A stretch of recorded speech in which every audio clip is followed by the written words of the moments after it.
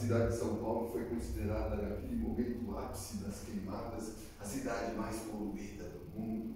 Enfim, sensibilizado pela comunidade local, que estava sensibilizada pelas queimadas, o Beto me chamou lá para vir aqui conversar com vocês sobre como ter, do ponto de vista do turismo, de áreas de preservação permanente, como parques, que é o que eu trabalho, uma tentativa de buscar um caminho, uma solução, uma tentativa para essas questões que envolvem não só as queimadas, mas como é que a gente pode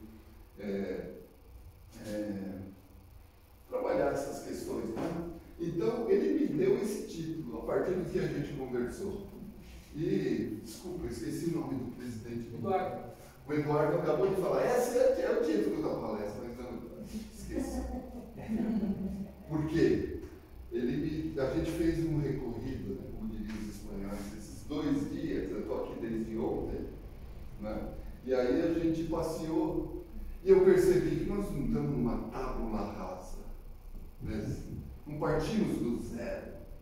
Tem aqui, ó, rota turística do morango.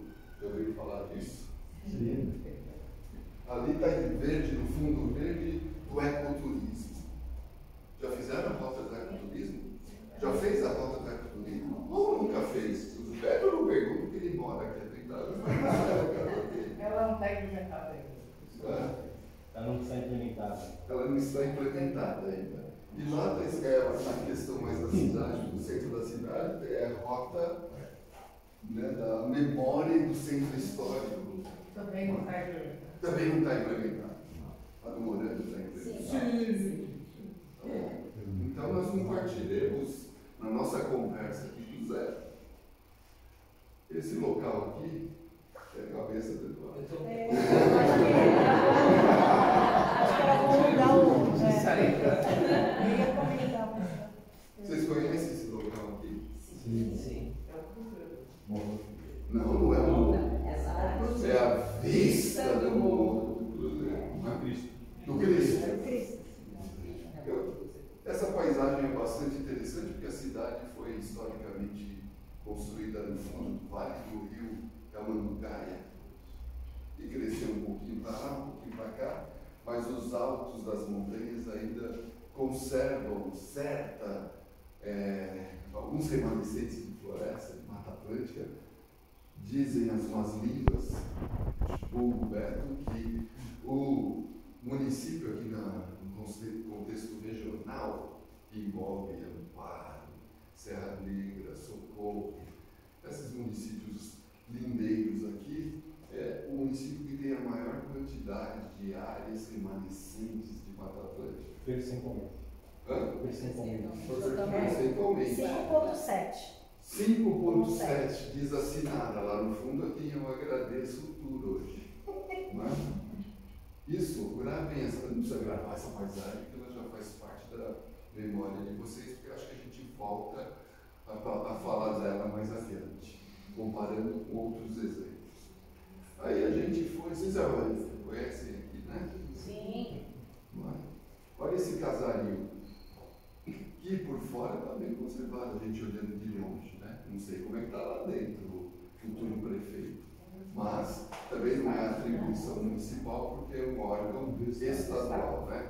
Do antigo IAC, que foi extinto, e agora é APTA, né? Agência Paulista de Agronegócio. E de certa maneira ela está subaproveitada. Qual é o diálogo, a relação disso com o turismo? É possível pensar. Na verdade, a paisagem anterior lá do Alto do Cristo, como que isso pode ser explorado positivamente pelo turismo? Como essa trilha que ela está do lado da África, que tem em volta uma paisagem bastante interessante, que a Sinara fala. Então o pessoal vem para cá por causa da tranquilidade. É isso. Essa paisagem evoca certa tranquilidade, que poderíamos pensar que é um diferencial dos municípios vizinhos. Não tem tranquilidade nos municípios vizinhos? os municípios vizinhos, porque a gente vai falar já já de regionalização de turismo. E a regionalização implica entender uma região composta por vários municípios do ponto de vista da complementariedade. Como que eu não necessariamente vou competir com os municípios vizinhos, mas o que eu tenho de diferente, ou até parecido, mas que se complementam num esforço regional. Isso é legal. Mas, no turismo, essa paisagem, de certa maneira, pode ter algo parecido nos municípios vizinhos, mas tem alguns diferenciais locais. Né? Eu acho que a foto está muito estranha, ficou Muita luz? mas dá para ver, né? Além do mais, vocês estão carecas de ver essas fotos, né? Inclusive o prefeito. Mas não cansa, Diz que né? vai ter, não cansa? Não cansa. Enfim, você tem um casario que tem a igreja do Bom Jesus, talvez com o Cristo de corpo todo lá, é o culto do Ecce Homo, que veio da Ilha da Madeira, como são os outros Bom Jesus de São Paulo, Bom Jesus dos Guardas, Bom Jesus dos Perdões, Bom Jesus de Pirapora. Isso eu não sei, porque a igreja estava fechada e meu guia é uma negação religiosa. Então, ficamos com essa dúvida. Né? Mas, pensando na composição do casario e de algumas especificidades, como fecha-corpo, aponto para ele. Não preciso explicar por que eu aponto para ele quando eu falo fecha-corpo. O que é? Essas especificidades, ela relacionado do ambiente das cidades e relacionado com a paisagem desse campo, dessa ruralidade, ela se configura como um potencial de atração que já existe por aí. Né? E a gente teve a oportunidade de visitar no termalismo, que tem em Serra Negra, tem em Águas de Lindóia. Em Águas de Lindóia tem uma gestão municipal, já em Serra Negra aqui é privada. Mas, do ponto de vista, de novo, das complementariedades, como é que a gente pode... Será que a água com silício, que até assinada, que diz que mata câncer, acaba com câncer? É, super medicinal. Ela é algo que tem os seus diferenciais em relação ao termalismo lá de Serra Negra ou de Águas de Vitória, de tal sorte que a talassoterapia, já ouviram falar desse termo? Que é os banhos, a imersão em banhos de águas minerais. Né?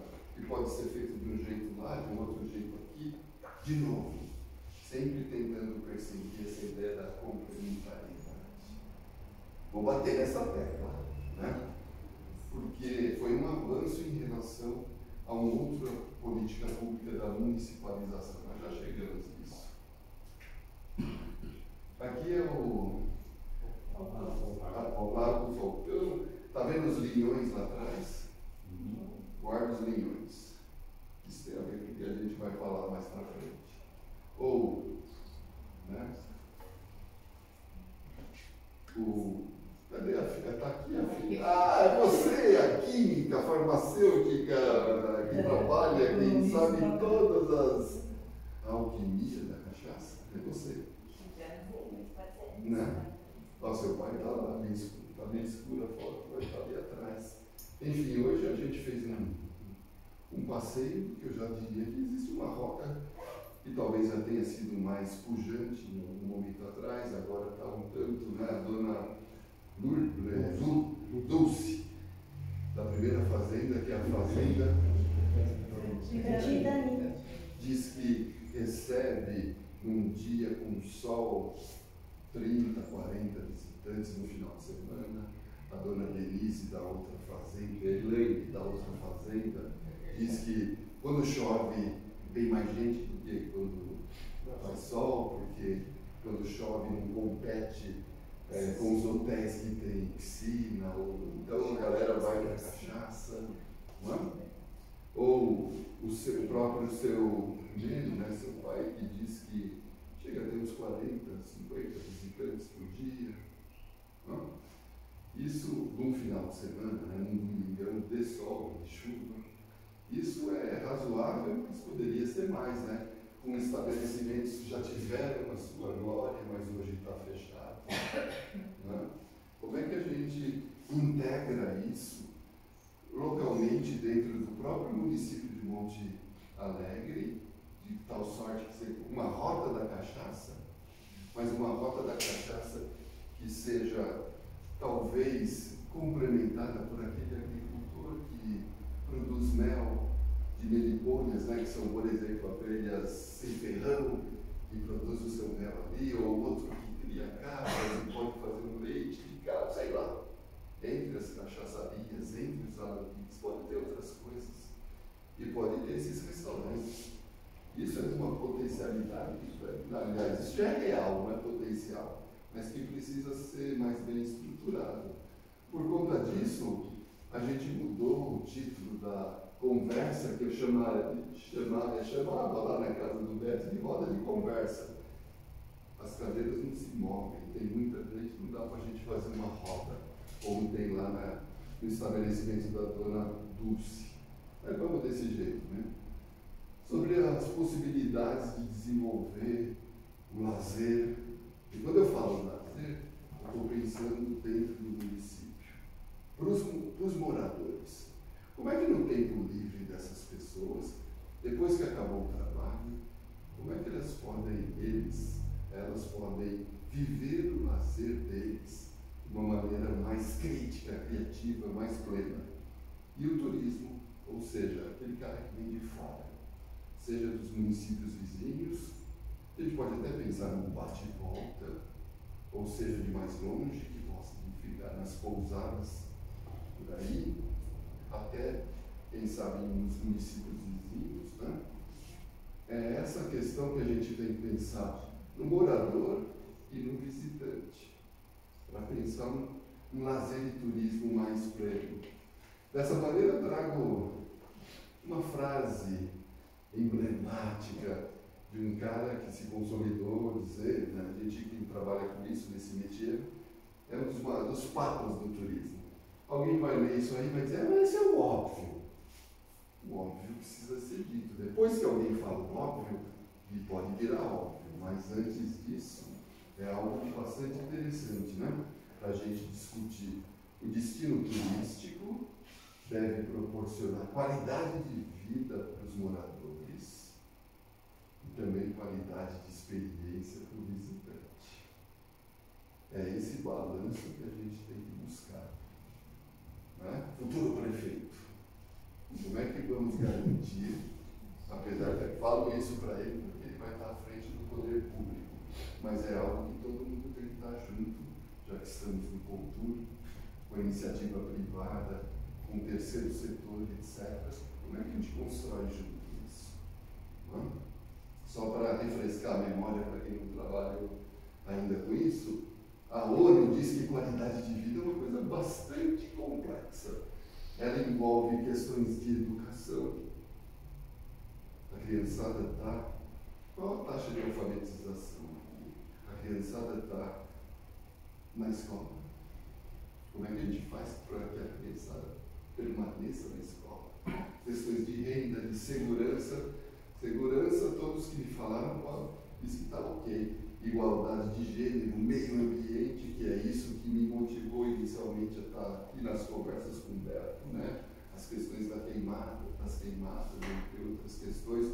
O Rio Camanducaia, que não dá para nadar nele, nem entrar na cachoeira, porque, embora olhando, aparentemente ele está adequado, mas está com um saneamento inadequado. O que a gente faz, né? A liberdade, a participação política e social. Quer dizer, se a gente conseguisse dar conta disso, a gente consegue dar qualidade de vida para os munícipes. E aí a gente entra naquela história de quem veio primeiro, o ovo ou a galinha. Porque o turismo ajuda a modificar algumas coisas. Melhora, quem sabe, as questões de renda da população a partir de complementação de trabalho, sei lá. Pode ajudar na interculturalidade, na discussão sobre gênero, liberdade.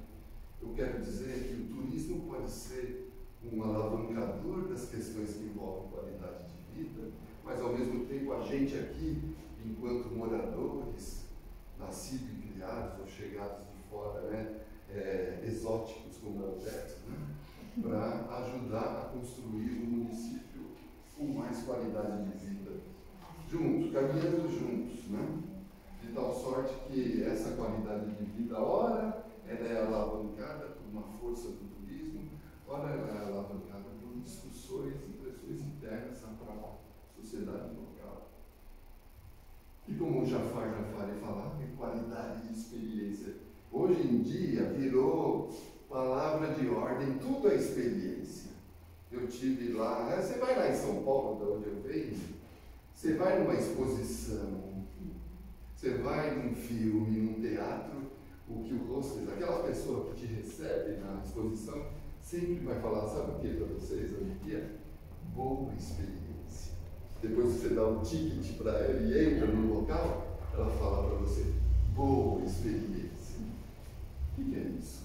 Uma experiência do ponto de vista de você estar imerso numa exposição de artes, numa peça de teatro, num parque, nisso ou naquele local, não é?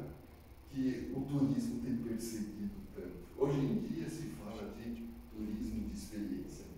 E essa coisa chamada turismo de experiência é dar protagonismo para o turista.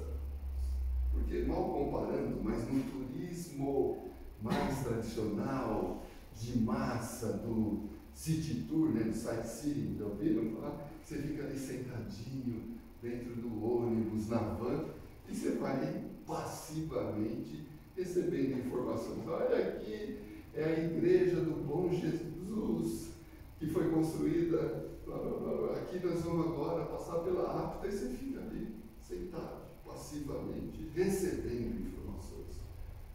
A ideia da experiência é inverter essa situação e dar proatividade ao visitante, dar um protagonismo a esse visitante, considerando uma interatividade entre o morador ali, o visitante para aqui na praça e pergunta para ele alguma coisa, entre o próprio receptivo local, a figura, por exemplo, da Sinara, que guia, faz guiamento de grupos por aqui e por ali, buscando, né, nesse sentido da interatividade, o turista não é um espectador, mas ele participa de fato dessas atividades. Ou essa ideia da autenticidade. O que é autêntico aqui em Monte Alegre? Né? Pense nisso, aquela foto da sua casa na frente do, como é que chama? O fecha-corpo é autêntico, não é? Não tem outro lugar. Não é? E essa autenticidade enquanto experiência, como é que ela é vivenciada por essas pessoas que vêm de fora? Ou até pelos próprios moradores, a criançada que precisa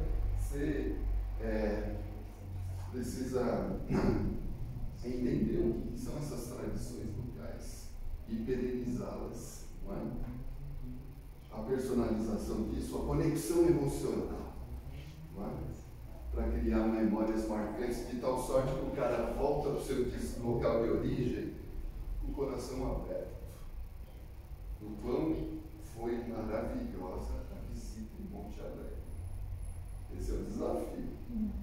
E para isso é um diálogo entre o morador, na figura de um guia, na figura do garçom do restaurante, na figura do cara que faz o check-in na pousada, na figura de todas as pessoas, do taxista, do motorista de Uber, se estiver aqui, de tal sorte que há uma interação forte no conhecimento de todas essas pessoas que, de alguma maneira, trabalharão com esse turismo. Né? Eu acho que uma questão importante, portanto, é a gente enaltecer o que é da coletividade. Do ponto de vista acadêmico, a gente chama isso de comum, ou bem comum. Né? E quando eu falo bem comum, a gente está falando de direito ao uso, de livre acesso, mas que é algo que a coletividade estabeleceu como algo importante, comunitário. Olha um exemplo paulistano. A Avenida Paulista, no meio da semana, ela é um espaço de carros, não é coletivo se você considerar que cada motorista está dentro do seu veículo, ali, individualmente colocado. Agora, você já foi em São Paulo num domingo na Paulista?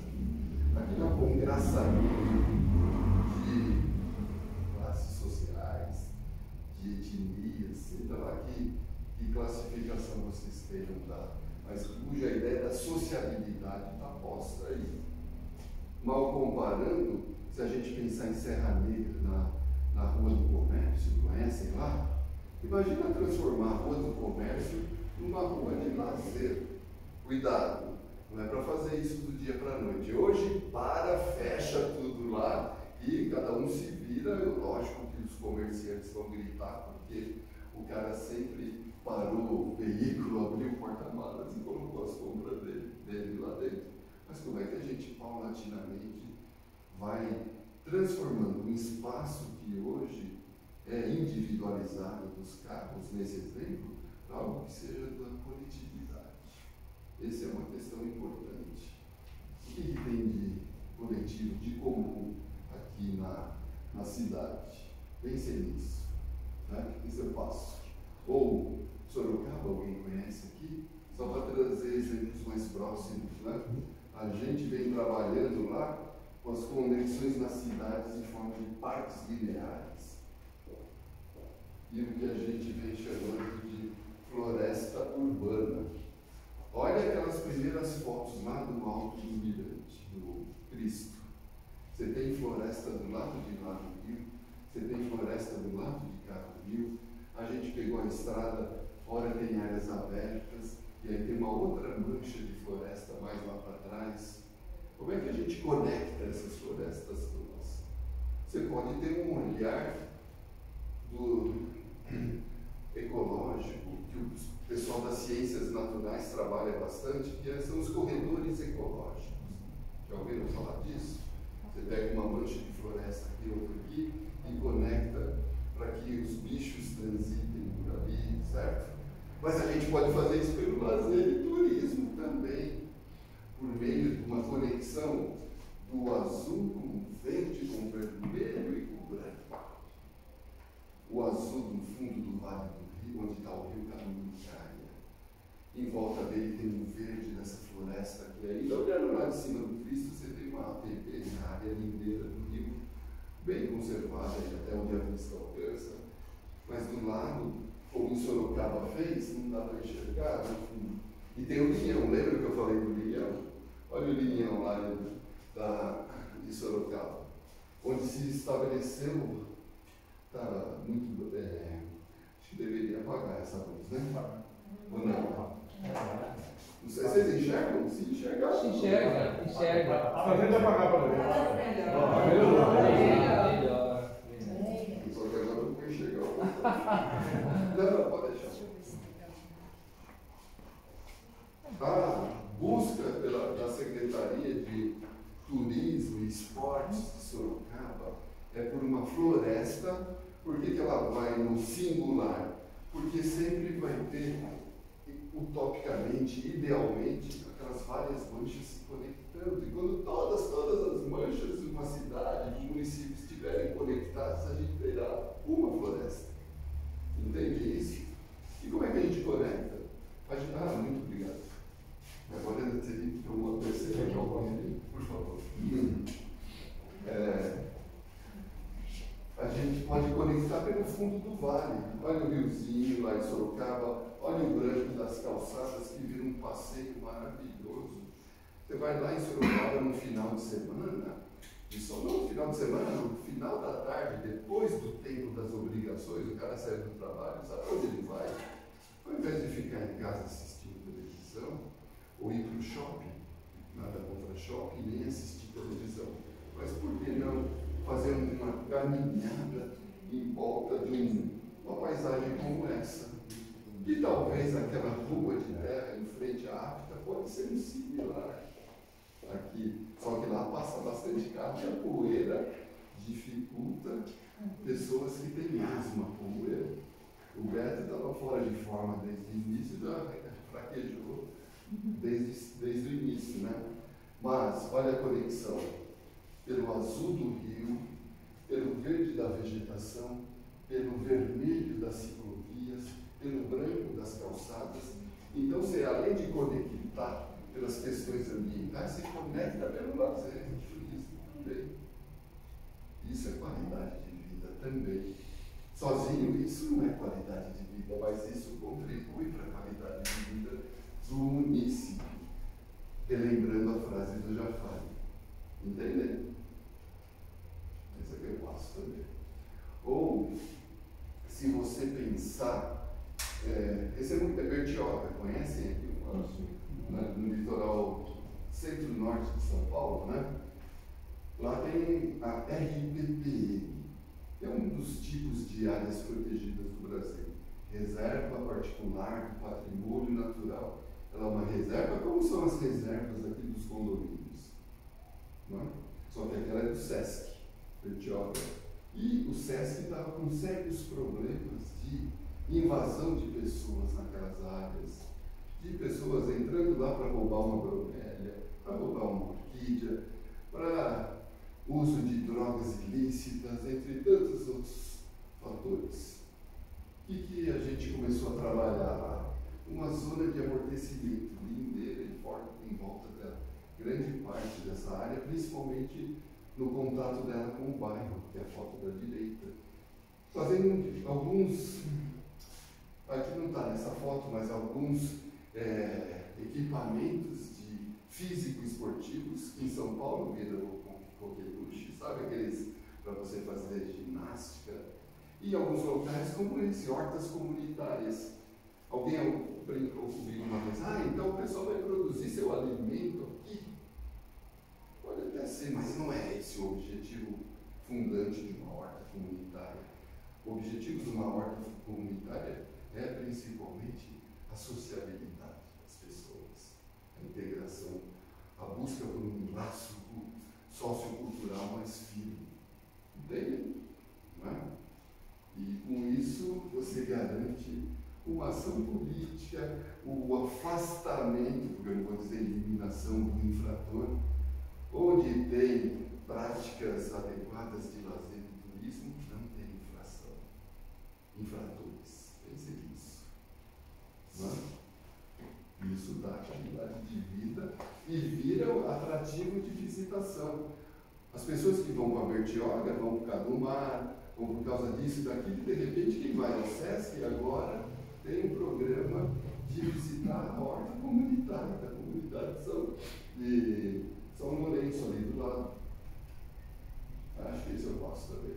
Ou, eu pus esses slides porque ela foi do centro histórico aqui. Não sei se vocês conhecem a Vila Maria Zélia, lá em São Paulo. Ela é uma vila típica do momento industrial paulistano, quando a industrialização e o processo de urbanização ganhava força. E era típico a grande indústria ter a indústria e construir uma vila de operários pertinho, junto a Aeroindústria, que é uma indústria de pneus que fez a Vila Maria Zélia. E ela está, grande parte dela, em vestígios. O Mazzaropi já filmou aí. Né? O que é legal é a ideia de animar esse local. Não é só o casario para você ir lá explicar que isso é uma vila industrial do início do século XX, por aquelas características. Tudo bem, mas isso dá uma certa passividade e não tanto protagonismo ao turista, ao visitante. Olha o que o grupo 19 de teatro faz. Ele faz peças itinerantes pelas ruas da Vila Maria Zélia, que ora o casario é cenário, ora o casario é explicado numa interação com os transeuntes, com os participantes ali dessa peça itinerante. A gente costuma brincar que as práticas de lazer, também de turismo, de lazer, ela precisa atingir 3 Ds: descanso, diversão e desenvolvimento. Você vai no seu tempo livre, no seu tempo de lazer, querer descansar, está tudo certo. ou você vai querer se divertir? Tá tudo certo. O que é o desenvolvimento? É quando você vai aprender alguma coisa, de uma maneira descompromissada. Pensa, no seu tempo de lazer você quer ler um livro. Ninguém te obriga a ler aquele livro, mas você quer ler porque você quer aprender sobre. Entende? Esses 3Ds, quando eles estão juntos, é a plenitude da coisa. Porque por meio de uma peça de teatro, de uma atividade lúdica, de uma contação de história, que a dona Lúcia faz lá na propriedade dela, por exemplo, a contação de história, você garante diversão e desenvolvimento, e quem sabe você descansa a mente das suas obrigações cotidianas. Estão me acompanhando? Sim. Não? Ou, esse é o Horto Florestal lá de São Paulo, aquele prédio amarelo lembra um prédio da APTA, não lembra? Sim. Resolvi expor ele aí porque eu vi a APTA. Eu nem lembrava disso, mas tem um grupo de uma ONG chamada Conservatio, depois vocês estão no Google, estão no Insta, estão no Face, e o Felipe, que foi meu aluno, ele desenvolve um trabalho bastante legal. Esse prédio amarelo é o Museu da Madeira Otávio Vecchi. Otávio Vecchi foi o cara que criou, que plantou um monte de mudas e árvores em volta do Horto Florestal e fez pesquisa com um pinheiro assim, eucalipto assado, algo parecido com o que o Iacê fazia aqui. Concordam com isso? E o que é legal nessa ideia da animação, tal qual o grupo 19 faz lá na Vila Maria Zélia? Uma peça de teatro que conta a história do Otávio Vecchi, começando na casa que ele morou, que hoje é museu, passando pelo bosque de Pinheiro do Brejo, onde ele implantou há 100 anos atrás. E os participantes vão interagindo com o ambiente, com os atores, vão aprendendo, vão se desenvolvendo sobre as questões ambientais. Eu vejo na APTA um potencial para isso. Eu vejo no casario aqui, no entorno da praça, com a igreja do Bom Jesus, um potencial como fazem na Vila Maria Zélia. E eu vejo no município como um todo uma busca pelo TBC. Já ouviram falar disso? Turismo de base comunitária. Quer dizer que a comunidade local participa ativamente do seu próprio desenvolvimimento. Cuidado, porque o turismo sempre vai depender de gente de fora, de um ator externo. O próprio turista é um cara de fora. A agência que monta um grupo, ela pode montar lá de São Paulo e vem para cá. Mas o protagonismo é local. No que diz respeito à participação e protagonismo local, né, na questão de como é que vão ser feitas a administração dos recursos. Não há uma dependência externa, mas há um diálogo com os agentes externos. Por exemplo, vocês conhecem o Quênia, pelo menos ouviram falar? O Quênia é muito visitado por conta dos parques nacionais. Vocês não acreditam a riqueza que o turismo gera no Quênia. Só que os maçais, que é a comunidade tradicional lá, continua na miséria. Não participa dos processos de tomada de decisão. Porque a companhia aérea que leva pessoas para o Quênia é estrangeira. A cadeia hoteleira que está instalada em volta dos parques nacionais é estrangeira. O guia é um estrangeiro. A comunidade local pouco participa dessas atividades. E a fuga de capital chega a ser de 90%, ou seja, toda a riqueza gerada pelo turismo no Quênia, que é bastante grande, ela é invadida em forma desses royalties, vamos dizer assim, que tem que ser pagos aí para essas agências, operadoras, empresas externas. Tá? A ideia do TBC é inverter essa história para, primeiro, evitar esse vazamento de capital. Fica aqui. Alguma coisa vai sair, está tudo certo, mas o grosso fica aqui. E os moradores locais são os protagonistas em como trabalhar isso. Como é que você vai trabalhar na casa da sua família a questão do fecha-corpo, não, do fecha-corpo? Você vai ter que ter esse protagonismo, é óbvio, mas ajudado por outros que vão levar pessoas para visitar a área, e todos os moradores aqui, as pessoas, o Contur deve ter, portanto, um papel fundante nisso, para trabalhar como que essa ideia, como que esse turismo de base local, comunitária, ele pode ser trabalhado, né? Eu vou pular também. Eu não sei se eu vou. Você pode ajudar, por favor? Dar um clique aqui no Acolhida da Colônia de Santa Catarina. Só esse. Qual que está meu tempo aí? Alguém controlou? Não. Então vamos encerrar. Agosto 19 e 15. Me aguentam mais 5, 10 minutos? Vamos lá. Opa! Não está abrindo. Ah, não tem internet? É. Se não tem internet, vocês vão acreditar em mim. Depois, esses slides ficam aí, tá bom, Eduardo? Isso. Esses slides ficam aí para, se vocês quiserem copiarem. A Acolhida da Colônia é o exemplo mais exitoso de TBC, considerado o exemplo mais exitoso de TBC do Brasil, lá em Santa Catarina. Começou com 2 municípios, Altinópolis e Santa Rosa de Lima. Hoje, passado quase 20 e poucos anos, eles estão com 15 municípios. Pensa aqui, Monte Alegre e Serra Negra, Monte Alegre e Amparo, Monte Alegre e sei lá qual, começando. E aí depois extrapolando, abarcando vários outros municípios. Mas o que eles fazem lá? Pequenas propriedades cujas atividades são muito parecidas com algumas que a gente visitou hoje na Rota da Cachaça, que eu denominei Rota da Cachaça, porque tem 3 alambiques e a gente saiu levemente alcoolizado para cá do velho. O que eles fazem lá?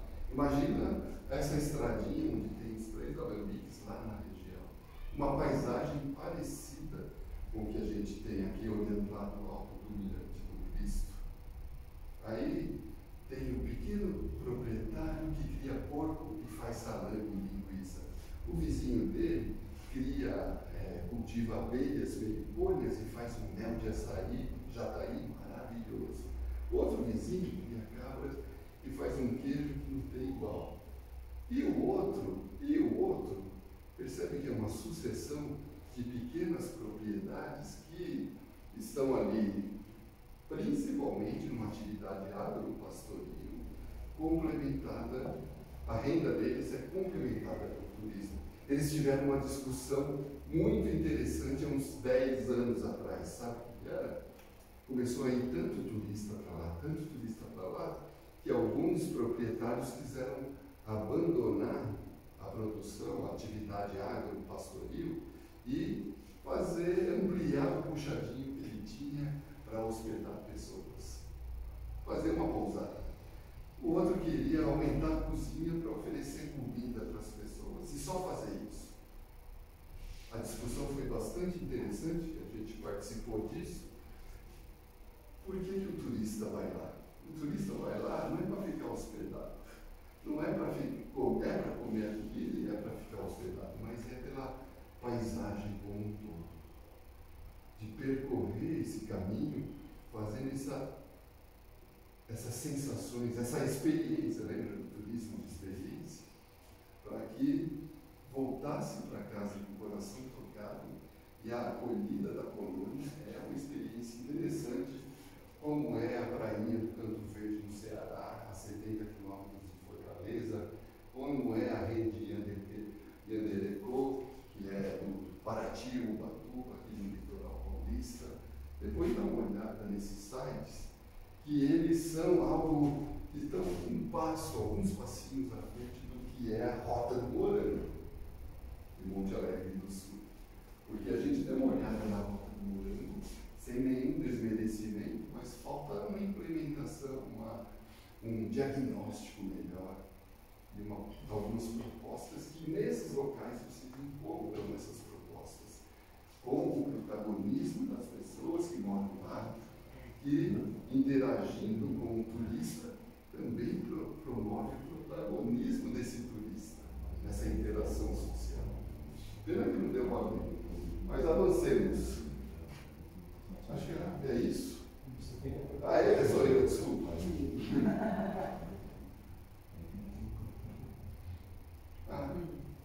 Mas eu queria. Autorretrato dele. Esse é o último. Esse é o último. Mas eu tinha uma. Aqui no abril. Eu queria falar daquelas duas coisas. Aí eu encerro. Aqui eram os exemplos de TBC, a acolhida da colônia mais, na minha opinião, mais legal, mas veja esses outros também, em que essa ideia do vazamento de renda é diminuída, em que há a comunidade local participando de fato de todas as atividades do lazer e do turismo, e que são atividades propostas para um protagonismo do turista, para uma experiência mais plena. Mas o que eu queria mostrar para vocês, agora vocês vão ter que acreditar em mim também, que é a ideia da regionalização. No início dos anos 90, né, 92, 93, o governo federal estabeleceu o PNMT, já ouviu falar? Plano Municipal de Municipalização do Turismo, Nacional de Municipalização do Turismo, em que cada município, fazendo um plano de desenvolvimento turístico, fazendo um plano diretor do turismo, um plano de turismo, seja lá que nome desse, mas que fosse um plano de turismo, o governo federal aportava recursos para implantar aquilo, mas o que era interessante e importante é que era para esse município competir com seus vizinhos. A palavra central talvez fosse competição. E isso deu os burros na água, porque imagina o município. Eu tirei? Não, Não, ele não, vai. eu estou perguntando. Não, deixa, depois. Não, abriu já. Abriu. Agora entrou? Não, ele tentou com o celular. Eu tentei o Wi-Fi no celular aqui. Tá bom. Mas então a gente vai encerrar aqui, ó. E, passando 10 anos, a primeira, não sei se dá para enxergar, né? A primeira ideia de como não deu certo o programa de municipalização do turismo, que acirrou os conflitos entre municípios. Imagina que o prefeito de Monte Alegre, nosso futuro prefeito, tendo que se digladiar, bater boca com o prefeito de Serra Negra, de socorro, de amparo, não é? Porque a gente é melhor do que. Não. Eu estou carregando um pouco nas tintas, mas para justificar o que veio em seguida, que foi a regionalização. O que é a regionalização? Sai da escala do município e entra na escala da região. Que região é essa? Cada um define a sua. Aqui nós estamos na região das águas termais. Então, circuito das águas termais. Não é isso? Paulista das águas termais.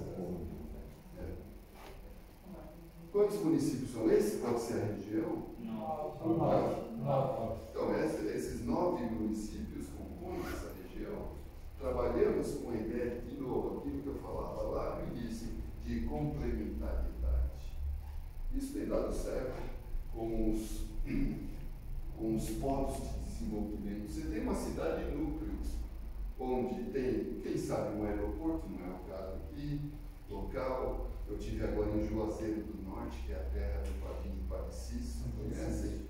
Do lado tem a cidade de Crato, do lado tem a cidade de Exu, onde nasceu Luiz Gonzaga, em Crato nasceu Ariano Suassuna, do lado tem a cidadezinha de Patativa, onde está de Assaré, onde nasceu Patativa do Assaré, do outro lado tem a outra cidade, e a pessoa, o turista desce em Juazeiro do Norte, vê o Cristo, vê a estátua de Padinho Parecis, e depois vai para cá, vai para lá, naquilo que está se consolidando chamar da Chapada Sociobiodiversa do Araque. Inclusive está entrando na lista tentativa de ser sítio do patrimônio mundial. Tamanha diversidade de coisas que tem lá. Mas só uma dessas cidades não daria conta disso. Estão me acompanhando? Tem que ser a complementariedade que um projeto, uma política pública de regionalização apoia nisso. Né? E ela está ajustada, está dando certo, em alguns casos até ela está atualizada em 2023. Se rolar aí eu rolo, dá para rolar aqui? Não. Aí, o programa de regionalização turística é um programa estruturante do Ministério do Turismo, convergência. Entendam convergência como complementação, não como competição. Interação entre todas as ações aqui desempenhadas, seja do ponto de vista horizontal, entre os municípios daquela região, seja desses municípios numa estrutura vertical, o governo do Estado, o governo federal. Mas para isso a gente precisa pensar essas tais complementariedades. O cara que faz um turismo de aventura, o ecoturismo em Socorro, que faz o rafting lá, qual é a complementariedade do ponto de vista da natureza que tem aqui? Assinada tem várias. Não pode assinada. Aqui. Tem vários exemplos na cachoeira aqui, do observador de pássaro ali. Né? O cara que vai para o balneário de Serra Negra, de Águas, pode estar aqui também nesse balneário nosso aqui da cidade. Quais são as complementaridades, né, do ponto de vista do que tem parecido e quais são de fato as identidades que tem só aqui? De novo citando o fecha-corpo, que não é só, vai estar nas 3 cachaçarias que a gente visitou, tem o fecha-corpo em todas. Um gosto diferente em cada uma delas. Aí você tem que manter o controle de qualidade. Fala com ela, para ver se está certo, não sei o que. Sai da questão. Então, Professor. depois dá uma olhada nessa portaria, que eu não vou falar dela, estabelece lá uma série de ações possíveis. Tá bem? Na verdade, eu vou encerrar aqui. Tá bom? Não quer aproveitar e mostrar aquela cidade do link? Da acolhida, foi só a acolhida da colônia que eu falei demais. Professor, posso só fazer o senhor falou da. Você tem que falar aqui, ó. Ah, tá. Não, rapidinho, que até levei você hoje para ver a Casa de Pedra, a Tuia. É uma característica única. Aquela do lado da fazenda do Bruno. Isso, e praticamente todas as propriedades aqui possuem essas casas de pedra e tem toda uma história dos imigrantes que fizeram. Isso não tem nos outros municípios. Olha, segundo o historiador aqui da cidade, é uma característica única do Brasil, Monte Alegre do Sul. Segundo, né, a pesquisa dele. Tem lá no Sul, que eles também têm, mas aqui em Monte Alegre do Sul. Não sou eu. Muitas coisas.